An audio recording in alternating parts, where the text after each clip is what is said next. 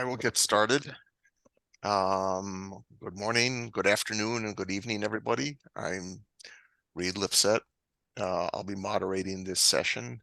The session is one of two that celebrates the 25th anniversary of the Journal of Industrial Ecology. And what we've done is put together a virtual special issue containing important papers from the journal over the last 25 years, and I will put a URL for that special issue in the chat. And there was one issue, one session earlier today at 3 a.m. Eastern time, but a good time for people in Asia and I think in Europe. So what we're going to do is have each of authors of some of the papers from that special issue talk about where the paper came from in their work and what impact it had both on their subsequent research and on the research and real world and any reflections they have on that. So why don't we start with Valerie? Okay, great, thank you. Our paper was the industrial ecology of lead and electric vehicles. Rob Sokolo at Princeton University was the first author, and I was the second author. And this was published in the first issue, 1997, while I was a postdoc at Princeton. So this, at the time, the EV1 zero emission vehicles, battery electric vehicles, were being delivered in California and Arizona. And they contained lead acid batteries, 325 kilograms of lead. And Lester Lave, Chris Hendrickson, and Fran McMichael at Carnegie Mellon published an article in 1995 arguing that because these vehicles contained lead and there would be lead emissions from the recycling of these batteries, it makes these vehicles a potential environmental liability and implied that there was greater merit in pursuing gasoline-powered cars with advanced pollution controls. So our article took issue with this way of framing it. And we argued that the tools of industrial ecology would be helpful in identifying the key criteria that an ideal lead battery recycling system, in this case, must meet. So we identified these criteria: maximal recovery after use, minimal export to countries where environmental controls are weak, minimal impact on the health of communities near processing facilities, and maximal worker protection of these facilities. And moreover, we argued that with early technologies, it was, we didn't say this exactly, but okay to use technologies that did not have large impacts at the current scale of production. Even if it went forward with no improvement in the technology, it would be a serious issue in the future.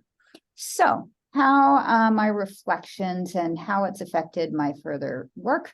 I have continued working on lead and gasoline. That was raised as part of the article. I'm just publishing a paper this week on the reduction of blood lead levels due to reduction of lead and gasoline globally.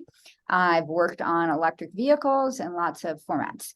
But what I'm more interested in terms of reflection is this idea that we raised that there are rules or theories of industrial ecology, that industrial ecology can identify conditions that technologies must meet.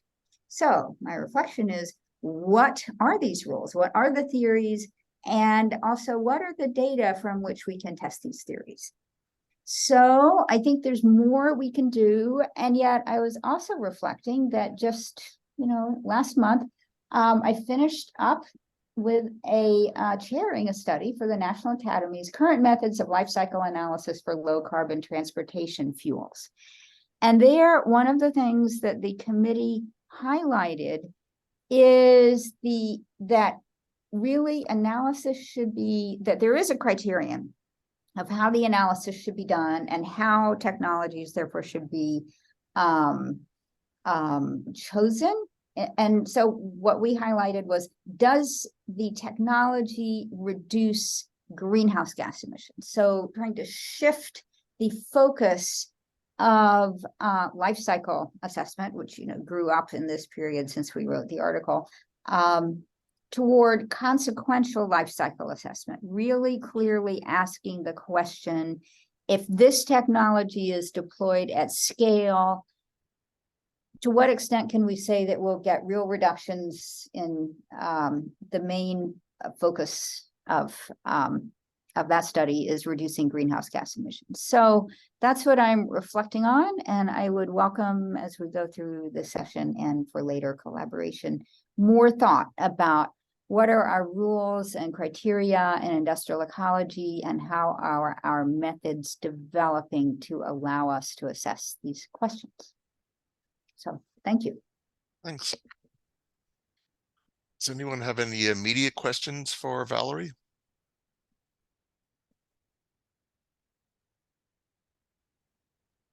Valerie, you want to say something about how your article was received? Yeah, I think it was well received in that it was reprinted a few times in some other books and so on. The chapters, there was permission and so on. So I think it was well received. So this part that I'm most interested in, one is we were arguing that we should go ahead with deploying and having policies that support the adoption of electric vehicles as the technology is developing. There's been, in my view, less explicit pickup of the idea that industrial ecology could be a theory-based endeavor, that there would be broad claims that industrial ecologists would make and test. So I see that as threads that still need to be picked up. Okay. I remember that we published, that the journal published a reply from Lester Lave and his colleagues, and I think did you have a rejoinder to that? How did Lester react? Yeah, and I didn't look at it again. So thank you for reminding me about that. I just had totally forgotten about it. Yeah. I was very struck at the time, and I'm still struck that your article sort of captured in one place this central tension in our field, which is it enough to to quantify tons of material? Because I remember the article as arguing that there needed to be a level of risk analysis incorporated into it, and we're still counting tons in some cases and not always paying attention to the environmental dimension. And it's interesting that that issue is still around, more than 25 years since you published the article. Yeah, so just to push a little farther on that, in some ways that issue has been addressed by the rise of life cycle assessment, which takes a couple of steps from mass flows to environmental impact. On the other hand, with lead, so one thing our article raises strongly is exposure of workers is really important in these facilities. And life cycle assessment is a complete failure. And moreover, in that area, it doesn't get to exposure, and even to any kind of exposure to lead, life cycle assessment is let's just say, a terrible tool. Risk assessment that really examines exposures and doses is the tool for that. And it you don't see it too much in industrial ecology work, and you just cannot address toxins without it. Okay. Well, I could continue to ask you questions, Valerie, but let's move on to Troy Just keep on time. and his article on electric vehicles. Let's see, more than 10 years, about 10 years later.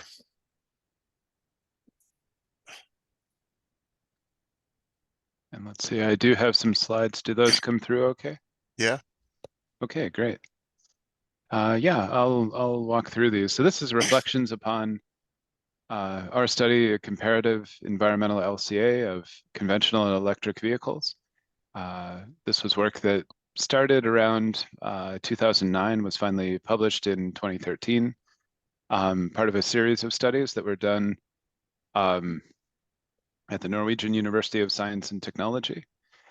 This was part of a project, the e-car project, which was a strategy for electrification of road transport in Norway. The idea being that EV technologies were rapidly improving. The price of lithium-ion and nickel metal hydride batteries was coming down. And Norway was strategically situated with a high hydroelectric mix for their electric grid.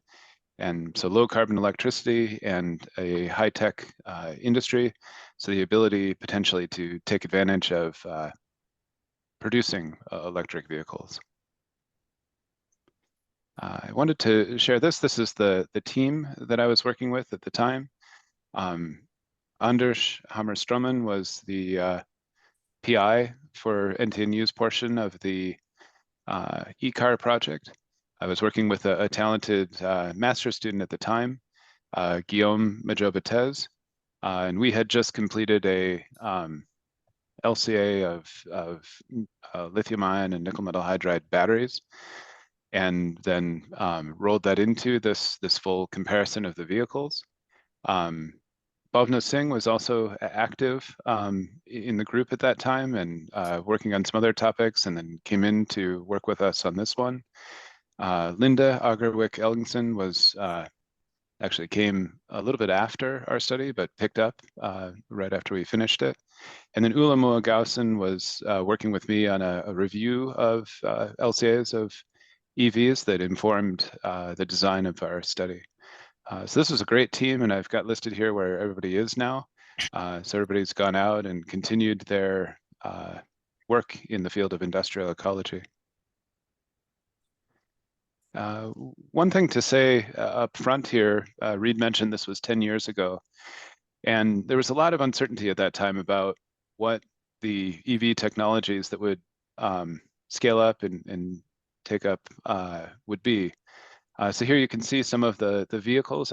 This was kind of fun to look back at some of the things that we were looking at, but everything from this pure mobility buddy, that was the electric vehicle that Norway was proud of at the time, to the Tesla Roadster. If you had $110,000, you could drive an electric car.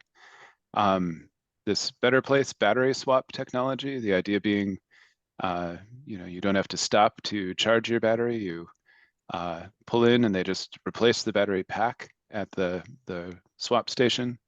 Whether there would be HEVs or PHEVs, you can see the Insight was a very, very efficient HEV, and some of these others that people are familiar with. But the Nissan Leaf was finally what we chose as the prototype for our study, partly because it was very close to being released and there was some data available for it, and because it was comparable to vehicles that we had good data sets for, the Volkswagen Golf and the Mercedes A-Series. So I'm not going to talk much about the findings of our study, just to say that we did a full LCA. This was one of the first, not the first, but we did a very detailed job building up the components, looking at all the aspects of production and the supply chain. As I mentioned, there was quite a lot of uncertainty about even the details of the electric vehicle. We did not have teardown results for a Nissan Leaf. or a bill of materials. On the right, you can see our results. We looked at this in terms of different electricity grid mixes, although we at that time focused on like the European mix and then some of the coal and natural gas generation. But you can see here the red is the battery and the yellow is the other powertrain components. And those turned out to be quite significant for greenhouse gas and other categories for the electric vehicles. So that was a key takeaway from our study. I think at the time, people already knew that it matters where your electricity comes from. That had been reported in a paper from Samaras and Meisterling and others previous to that. And so our key contribution was that the battery and electric drivetrain components are significant. So one of the things we were excited about at the time was that the Guardian and the BBC reached out and were interested in publishing articles at the same time our article was released.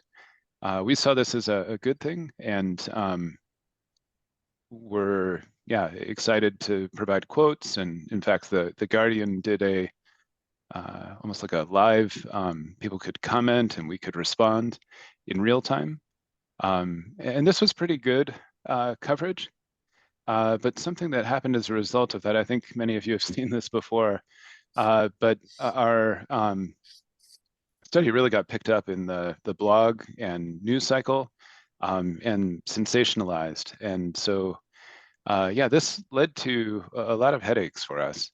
But the message basically being that EVs are worse than conventional vehicles, which was not the intent of our study. I think we did want to point out that there was a risk that the impacts of EVs could be high, especially when used with dirtier electricity technologies. And the fact that the impacts of producing the vehicle were so important, that made a difference. So there's a few high profile opinion pieces that were written. And we started to receive quite a bit of really kind of angry messages from people trying to pick apart the assumptions of our study, or I put this slide here saying details matter. One of the things that was used to sensationalize our study was making an assumption of a very low lifetime distance driven for the electric vehicles, or for either of the vehicles in the comparison. So this is a figure, I pulled this from a workshop that I attended back at the time. This wasn't part of our paper, but something created in Tallab to address these concerns. So you can see if you choose a 50,000 kilometer lifetime distance, the EVs perform pretty poorly. And that's not surprising. We know they have higher impacts to produce, and they improve on that over their lifetime. And most EVs would be driven much longer than 50,000 kilometers. But that was something that was used prominently to argue against electric vehicles. So what has come as a result of this? I just, personally, I've moved to Argonne National Lab through a few different places along the way. And I'm proud of the work that really others at Argonne are now doing to really dig into the details of the lithium-ion technologies, the supply chains, all of the details of battery design, the materials that are used, the production practices. Scale matters. You need a dry room to produce batteries, and if you have a larger one, you get significant economies of scale. Battery recycling is important and can contribute to reducing the impacts of EVs. So I think that, this paper was kind of a warning about what could happen if we didn't pay attention. And fortunately, people have paid attention.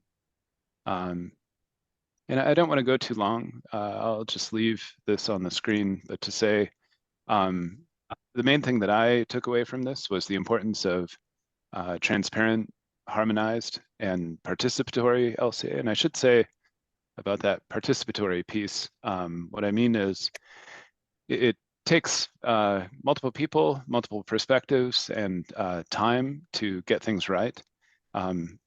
Something I've started to say since this study is we have to get it wrong before we get it right.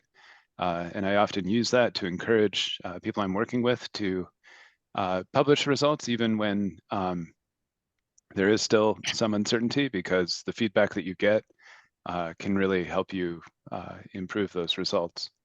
I guess something else I should mention, we did issue a corrigendum to our study, and that was as a result of lengthy discussion with environmental activists that were really digging into our assumptions about the material content of the vehicles. And they were able to do that because we had a detailed supporting information.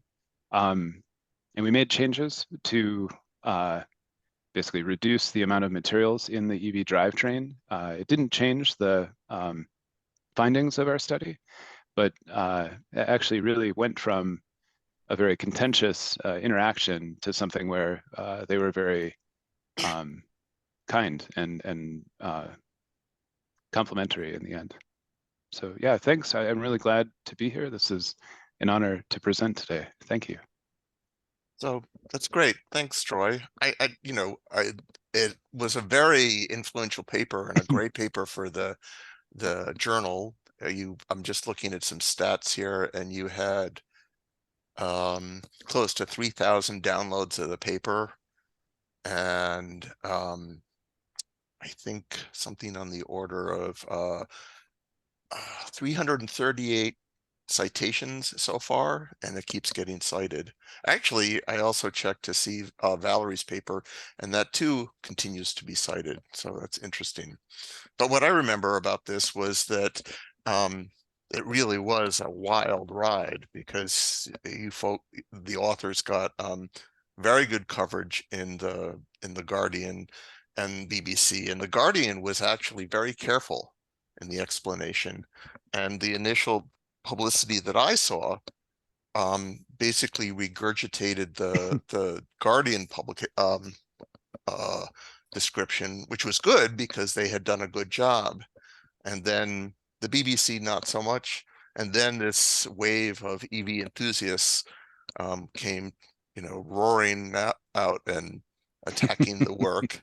And if I remember correctly, Troy, you and the co-authors got some quiet feedback from manufacturers who provided you with some better data. And then it sort of quieted down. I also remember that the Union of Concerned Scientists in the US, a reputable NGO, also attacked you, which really surprised me.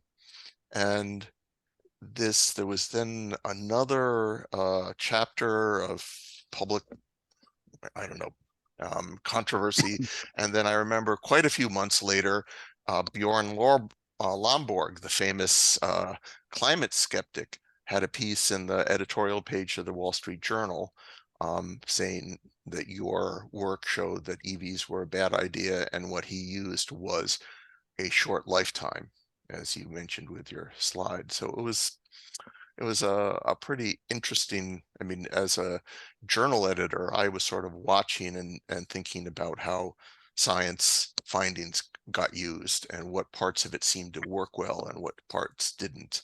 And yours was a particularly kind of variegated response. Usually it's just bad reproduction. In this case, it was a mixture of good and bad coverage. But I remember you were really kind of battle scarred after this.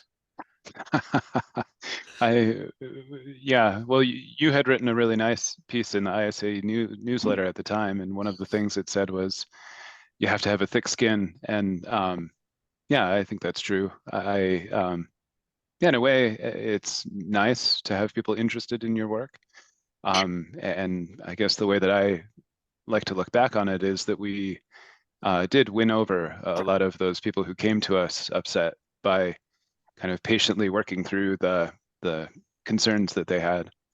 But yeah, this is something challenging, and meanwhile, many of us had moved. I had moved from NTNU, so I was in a different position and trying to respond to things about this article in my evenings and weekends, and yeah, it's a lot.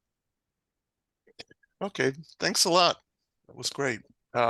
Jewel, can we turn the podium over to you? Great, thank you. Thanks so much for having me today. As Troy had said, it is a privilege to be presenting today, especially in the likes of conversations like Valerie just had. So Lester Labe was my PhD supervisor, and I had the pleasure of working with him after that set of papers went out. And I would say, one of the many things I learned from him is the humility with which we need to move forward in doing this kind of work, and that not only will the field evolve, but we as individual researchers need to constantly evolve and listen to others and learn from them as you move forward. So I have definitely taken that from my time with Lester, and I thought it was a great example of the evolution in thinking in the field and in research specifically. So I have the great pleasure to talk about a paper that was published quite recently, which is the life cycle assessment of emerging technologies. And I get to represent a really fantastic group of co-authors that I worked with on this piece. And I think to start, the history of this was that we had started to talk at conferences among a small subset of researchers that saw that we were starting to get asked to evaluate technologies earlier in the development cycle than we had seen LCA having been done previously, but also that the tools were designed to evaluate technologies at commercialization or after deployment. And we were getting asked more and more by funding agencies and investors and individual technology developers to start evaluating these technologies earlier in the process, and that was providing some challenges to our research community in doing that. And so we started doing this as part of, creating special sessions at the ACLCA conferences and the ISSST conferences and things like that. And collectively sort of recognize that, that there's huge opportunity at the design phase to really evaluate these technologies earlier, where you can have a bigger impact on the environmental impacts as well as the economics of technologies moving forward. But that you face this really big problem of data availability and uncertainty associated with these technologies and how they might perform at commercial scale. And we were all sort of grappling with this on a case-by-case basis, making assumptions that we felt were appropriate at the time, but not really stepping back to say, looking across these different types of applications, how might we be able to do this better, as well as to share best practices in terms of, what are we seeing in the applications we've been looking at, and how might we help the next generation of LCAs move forward in a better way. And so the Journal of Industrial Ecology really came along at the right time to propose that maybe a special issue might make sense for this topic area, as we were discussing it at an ISSST conference. And it really came at the right time of this research network that we were starting to build up in terms of the point at which we were having these conversations. So it allowed us to sort of have, a deadline, a research audience, an impetus for formalizing the way we were thinking about these types of issues. And so we created a paper within that special issue to really start thinking about how do we structure evaluations of these technologies. And not just one category of emerging technologies, but we actually ended up with this figure as one of the figures in the paper, where we really had to think about both the technology maturity and how that changes the types of questions we can ask and the tools that we might apply, but also the market maturity side of this, right? Where is this going to be deployed, and what is the context in which we're going to be placing these technologies to provide helpful information in this space. And so we had been talking about issues of terminology, which we really didn't resolve in this paper itself. I think it's an ongoing challenge of how do we talk about the type of LCA we're conducting for a type of technology that might sit within a system that is all at different levels of maturity in terms of the technology system and the market as well. The uncertainty associated with this, the different levels of uncertainty, and what that means about the ways in which we can apply these tools, and how we might need to adapt some of these tools to deal with the unique aspects of the uncertainty in this space. And how do we even get started, right? So how do we start thinking about the type of technology, where it's at, where it might be deployed, and what does that mean for the types of questions we can ask? So this was published in 2020, and I think, you know, part of this was that it formalized our thinking about this. It was, I would say, it's just the starting point of the types of issues that we've been talking about, and potentially some of the guidance we can provide to the community about methods and tools development that's required. It allowed us to reach a much broader audience. So even though we've got quite a number of people that are on the paper itself, we've expanded this research network because of the feedback we've received about this paper. And now we have a really nice mix of international collaborators, as well as a mix of academic, industry, and government agencies that all are sort of grappling with this from different perspectives. And we've formalized this research network as part of a ACLCA CTAC working group on the life cycle assessment of emerging technologies. So as part of that, we're developing more detailed sort of guidance and experience and case studies that we can present to really help us think through how do we do this better. So we'll have white papers that are going to be published imminently on our website, and with the ability to have discourse with the community where they can ask questions, give feedback on this and that kind of thing, as well as some educational material. We have the next paper that's being formulated in this space, so we're still dealing with some of these issues and thinking about, you know, how do we apply good practices in doing this, and what else might we need over and above sort of just doing good LCA work. So these are issues that are specific to the emerging technology category. So still dealing with methods for uncertainty. How do we scale a technology from an early stage to some future envisioned uncertain performance that it might have when it gets deployed in a particular market? The role of standardization when it comes to this. So the ISO guidelines are a great starting point to get you structuring your LCA appropriately. What else could we do? And part of that conversation is thinking about things like having better credentialing activities for the LCA practitioners themselves, rather than trying to put a rubber stamp on the LCA, actually thinking about the credentials that people conducting the LCA might have. As Valerie had said as well, that LCA is good for some things and not for others. And so how do we give guidance about determining whether LCA is the appropriate tool, or is it the right tool in conjunction with other types of tools like risk assessment or techno-economic assessment and other things? And then how to connect to other research initiatives and disciplines as needed as you go forward. So those are just examples of the types of things that we're extending beyond this paper. But as I said, this paper really came at that really critical time in developing this research network. And I would say is, you know, one of the big factors in the fact that we are, you know, a vibrant research network today.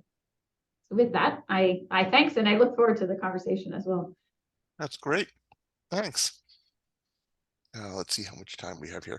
All right. I think at this point we should shift over to Callie. Stay on schedule. Callie, you ready?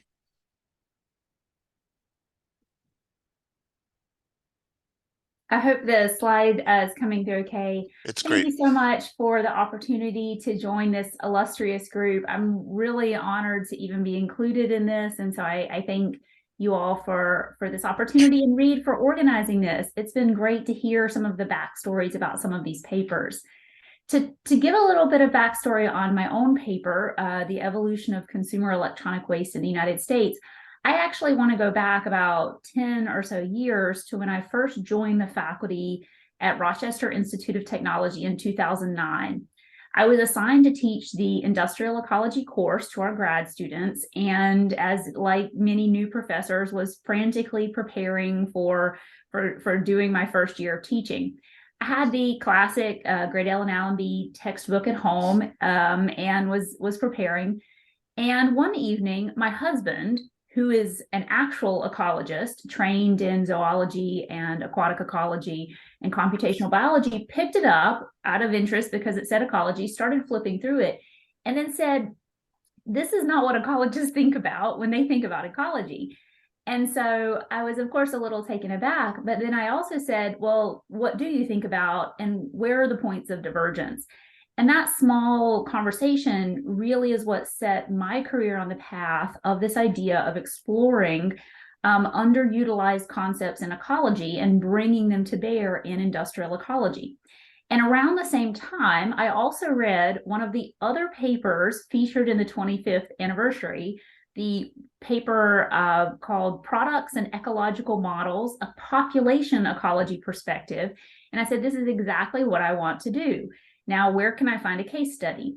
And I started thinking about the research that I had been doing at the time on consumer electronics. And I said, you know, electronics actually make for a really interesting ecological analog.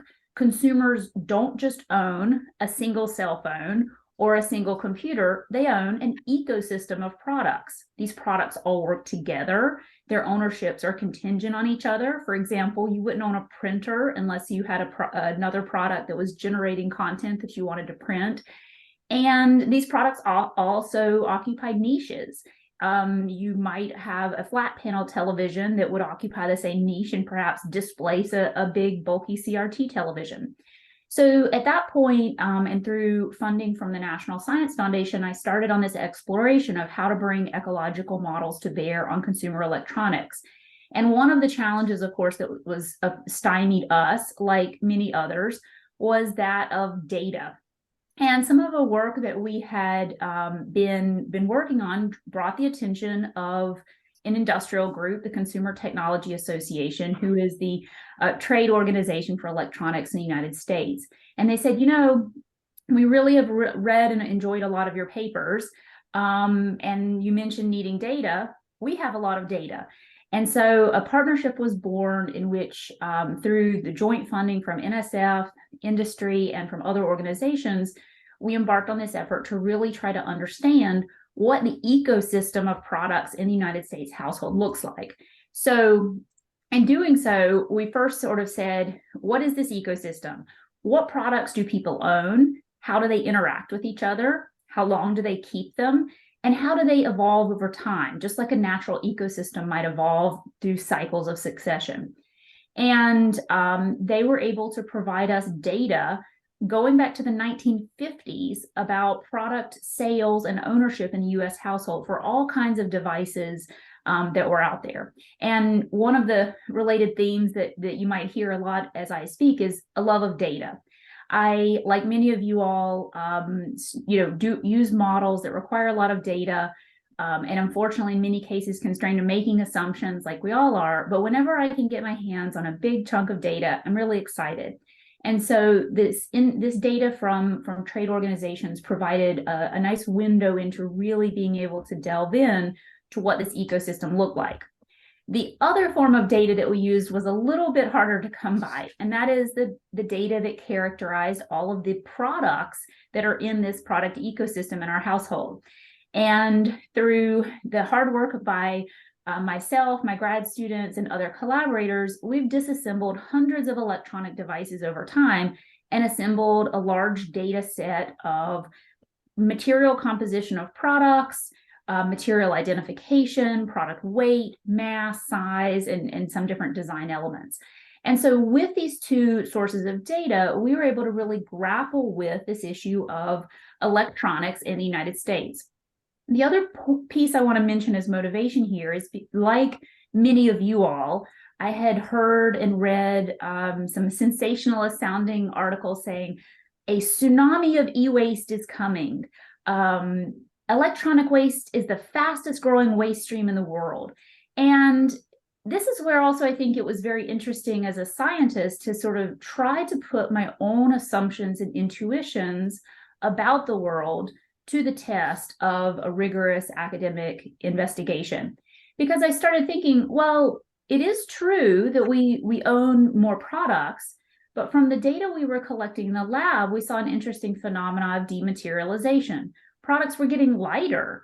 And from the sales data we observed that people were no longer buying lots of products to fulfill single functions. They were buying a few products to fulfill multiple functions at once, or replacing big bulky products with lighter alternatives.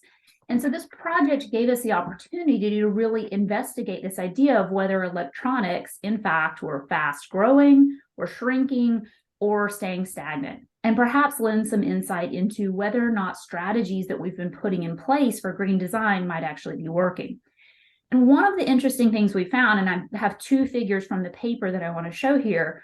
One of the interesting things that we found in this work is that in the United States, again, this is geographically specific to the US, and it's also specific to consumer electronic devices. For our international audience, I want to really emphasize here that in the US, we have no federal e-waste law. About 25 states and DC have state laws. None of them include appliances or things that might be included in, say, European WEEE policy. The focus in the US is primarily on those consumer devices like phones and computers. And so that was the scope of our analysis. One of the interesting things we saw is a real strange phenomenon happening wherein product consumption was really growing through the mid-2000s. Now, I don't know if y'all remember around 2008, the digital transition in which television signals were no longer going to be broadcast in analog and televisions had to have digital converters or a digital receiver. One of the really interesting phenomena that we observed is almost overnight, the sales of analog televisions, those big boxy cathode ray tube devices, completely stopped. And the products that replaced them, like flat panel LCD monitors, were relatively small at the time because they were expensive. And even as they've gotten bigger, they've gotten flatter due to new technology. So one of the fascinating things we observed in the paper is that the mass of products going into households has begun to shrink some, not due to necessarily green design or anything the manufacturers are doing for sustainability, but due to some natural technological transition and disruption to this system. And because this paper applies material flow analysis principles, we know that what goes in must eventually come out of households. How long it takes to come out is also a hotly contested issue because product lifespan is hard to estimate. But we were fortunate to again have a large data set describing about how about 1,000 people in the US held on to and then ultimately discarded products. And that was provided courtesy of Eric Williams, who is now a colleague here at RIT. And what we found is that the resulting trend in electronic discards, or what we might call e-waste from households, also has begun to decline. And predominantly because of this dematerialization trend in cathode and television technology. And you can see that in the dark red color, or those CRT devices that are going down. And so this was really fascinating and surprising because we weren't necessarily expecting this. But it makes sense as well. Now, Reid asked us to sort of reflect on this and the impact of this. The impact has been really surprising. One is that academics, my fellow academic colleagues, are often very skeptical of this. They don't like this finding, perhaps because many of us are working incentive structures that really require us to say, e-waste is the fastest growing waste stream, and so therefore we need to come up with a solution to it. What we're suggesting is actually something more nuanced. We're not saying that electronic waste problems have been solved, but rather mass is not the important metric that we should be looking at. And if you look at the photo of the disassembled camera in the top right, clearly the issue is that of materials.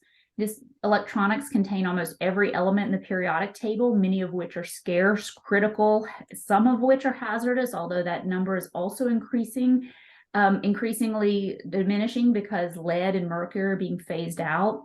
And so what we're suggesting is instead of focusing on mass as an important metric here, we need to focus on materials. What's been really interesting about this is that after publishing this, we began to hear a lot from state and municipal governments who said, you know what? We've been seeing the same thing that you found in our annual collection. We're seeing a declining rate of products in what we're collecting. And that's actually kind of a problem for us because we have mass-based targets written into our state law. So one of the interesting things has been the opportunity to work with some states and now the National Center for Electronics Recycling to think about how we can design better state policy that's agile and responsive to these kinds of shifts. For example, shifting towards including convenience standards that prioritize the ability of consumers to recycle, especially some of these small devices that aren't included in policy, rather than trying to hit an arbitrary mass number. We also had some nice press, which Reid was very helpful in facilitating. And we wrote an article for The Conversation about this research, which was itself a very interesting experience. Some of the reaction was very positive, and some of it was challenging, as again, anytime you publish something that sort of contradicts what people might expect, there can be some pushback as we work against our confirmation biases. The other thing that I think has been challenging is that different industry groups like to cherry pick pieces of this research and cite certain pieces of it to advocate towards their own ends. And, you know, our role is really to be academics and to investigate it. And so my response is usually like, well, here are what the data show. And one final note I'll mention is a huge credit to JIE for the emphasis on open data. If anyone has questions or thinks that we might be wrong, well, all of our data are freely available. We have put every bit of data that went into producing this paper, every line of code are all published on GitHub. And so it's available. And our hope is that others might find use of this data as well, so that they don't have to spend quite as many hours in the lab taking apart products. And I really also want to give credit here to my colleagues who made that possible. Dr. Shahana Althoff, who's now gone on and graduated from RIT, and my colleague Roger Chin, who's now at the University of Hawaii, both of whom played critical roles in both the data collection and analysis and helping us think about how to communicate and convey these results to this broader audience to ensure that it would have this impact that we've achieved. I'll pause there and happy to answer any questions as well. That's great. Thanks, Kelly. So first, let me just, I'll note that I put the references to the papers that have been discussed today into the chat, as well as the one that Callie mentioned about Steve Levine's paper on population ecology. So do any of you have questions for other members of this session, other presenters? Go for it, Jewel.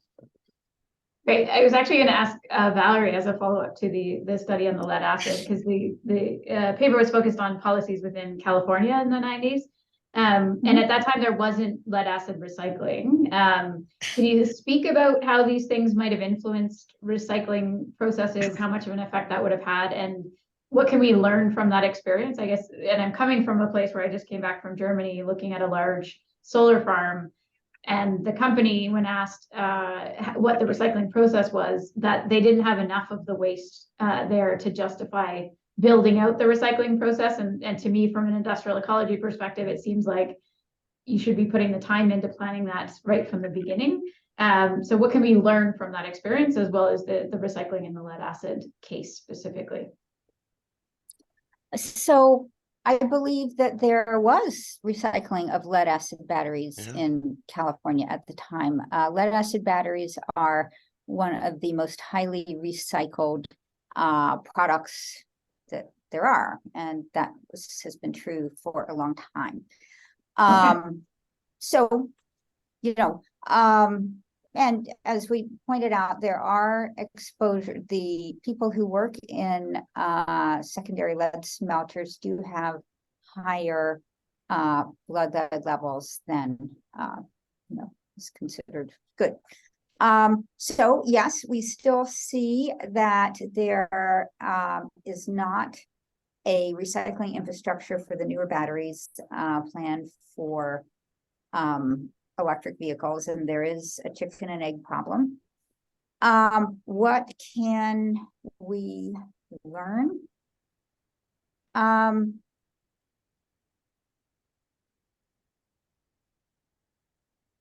So I go back, I grabbed what Lester Lave and colleagues had said at the time in responding to our article.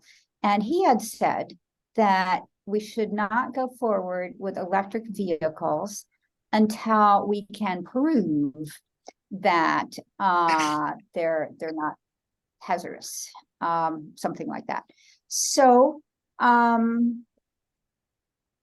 we are going ahead with electric vehicles, even though we don't have a system for recycling the batteries. So let's try this. I continue. I will make the statement that I'm not going to be able to parse it very well, but yes, we should do that. And I think there's potential for an experiment in industrial ecology, because we've still got the same, lead acid batteries actually are highly recycled. It's the other batteries that we don't have a system for. So will it turn out that this is a good idea to proceed with electric vehicles now at increasing scale? Before, in the 90s, it was kind of an experimental technology. Let's just get a few out there. Now we're serious about closing down the production of gasoline vehicles and going only to electrics, and we still don't know what to do with the batteries. So there's potential for constructing an interesting experiment. And, you're not saying you're representing the lay point of view, but there's potential for something interesting in terms of a bet of how things will go, or something like that. Valerie, I think the experiment is more with solar panels or wind turbine blades, because the value of the lithium and the cobalt in the batteries is so high that there's lots of money being poured into trying to develop recycling technologies for the lithium-ion batteries. But you don't see the same commercial incentives for turbine blades and solar panels. So I think that's probably the apt analogy here. Yeah, outstanding amendment. I accept your amendment. Yeah, I think for me as well, it just sort of was disappointing to hear that the design for environment, design for disassembly, that proactive sort of thinking through, even though we don't have enough of them to justify building out the full market yet, but that we should at least have that embedded in our thought process of thinking ahead to that process. And thanks very much for the clarification on the lead acid batteries. Other questions people want to ask? Matt? All right, hi everybody, and I just want to say I really like all of these papers, and I remember reading them for the first time, and it's great to see them reprised here. So I'm just so curious to ask all of you, actually, especially for those of you whose papers have been around for a while. At what point do you feel like you need to redo them, or are you tempted to go back? And Jewel, yours is kind of a future-proof in a way, but I imagine that you also are kind of taking in new structures and new network partners, as you said. So yeah, I'm just curious if that's come up for you all, and how you approach that. Do you try to reflect back on your results, or just kind of move forward and take a new platform?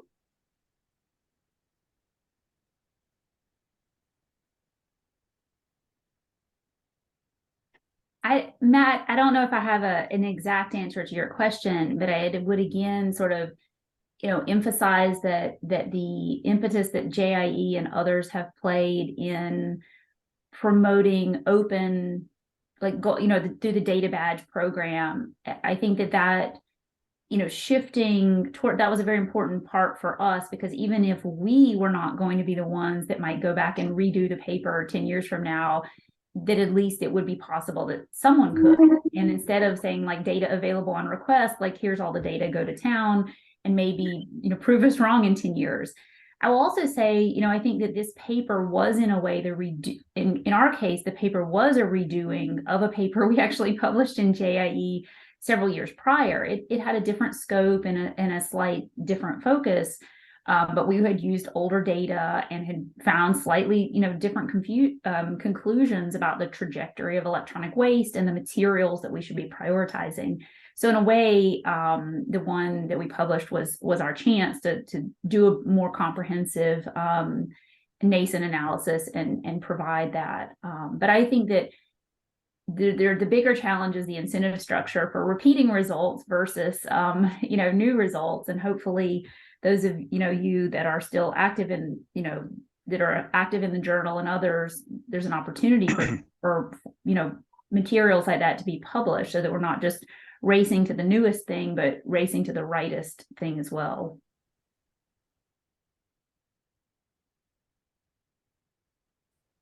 I can say something about that because I've thought about this for our paper as well. And that question lends itself to our paper. The technologies have been evolving, the understanding of them has been evolving. And something I notice that is kind of a shame is there's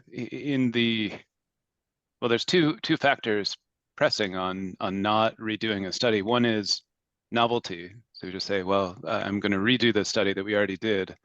The other is the effort that it requires. So usually you're spending a lot of effort to update one piece. If we're talking about batteries, it can be, the lithium extraction technology, or the battery, a battery recycling pathway, or a cathode production technology. And so then you publish, some result of that piece, but don't always put it in the big context. Yeah, so I think that's something, as a field, we should pay attention to, and perhaps, push back on people who are saying, well, this needs to be more novel, this is an incremental change to a result that we published previously. I don't know, I don't want like a shameless plug for my own organization, but one of the things that the GREET model does is to build in the ability to redo these assessments. And the GREET model is updated year to year, so you can go in and extract that result and pick it apart again. But I think, yeah, we need more models like that. We need models to be more participatory, where multiple PIs can come in and pick up what somebody's done and move it forward. I would say that's one of we were very transparent in our study, but we did not make a model that somebody else was able to take directly and further develop, just because of the complexity and the kind of own code that we developed to do things. So I think that's another challenge for, I don't know, future generations. As I If I could remember, just add, go ahead, please. I was just going to add on that, this idea of replicability and evolution of technologies and redoing these things. I think one of the things we've talked about in our community is this idea of providing some consistency in terms of future-looking forecasts and scenarios, so that you can have more comparability across different studies and things like that. And so creating scenarios that different technologies could play into to have consistent sort of forecasts into the future. You might do other things and have other forecasts specific to that technology, but at least it gives you some grounding to make other studies more relevant in terms of comparability. And then the other piece I would just say is that, because we're talking about methods and things like that, we have our reflection on the first paper that was in the special issue was that we didn't get to say anywhere near as much as we had discussed and that we wanted to talk about and we thought was interesting. And so we have lots of material to move forward with. But one of the things I think is really important is that, the discussion and discrepancies in views and perspectives on methods hasn't stopped from the first paper we heard about, right? We have a lot of disagreement in terms of how you approach things. And one example is the uncertainty associated with an early stage technology. And does that suggest that you should be more elaborate in your uncertainty analysis that you conduct? Or do you say it's so uncertain that we are just going to do an order of magnitude calculation and couch the results in that way for interpretation? And I would say we're about split on that type of issue, right? And so our next paper is really going to focus on where do experts differ in their opinions, and here's their thought process to consider as you move forward to do your next study. That's great. I just wanted to comment that one of the novelties in Troy's paper was the transparency, because up to that point that life cycle assessments related to EVs relied a lot on proprietary data. And so I thought it was a really important marker that you and your co-authors, drew in the sand. And I don't know how much people outside of the research community paid attention to that. but I thought it was a pretty important thing in research terms. And you know, an interesting it was an antecedent to some of the things that, for example, the journal did with data openness subsequently. Yeah. All right, I guess we are out of time. This was great. What a privilege and a pleasure to assemble these stars in our field together and hear about this. I'm just thrilled that you all would take the time out to do this, and I hope some people in the future will listen to this recording and hear about these things, because they're quite interesting. So thanks very much. Thank Good to you, see Yeah. you all. Reid. Thank you. This was really terrific, very helpful. Okay, bye-bye. Thank you very much. Yeah, thank you. Thank you. Bye-bye. Bye.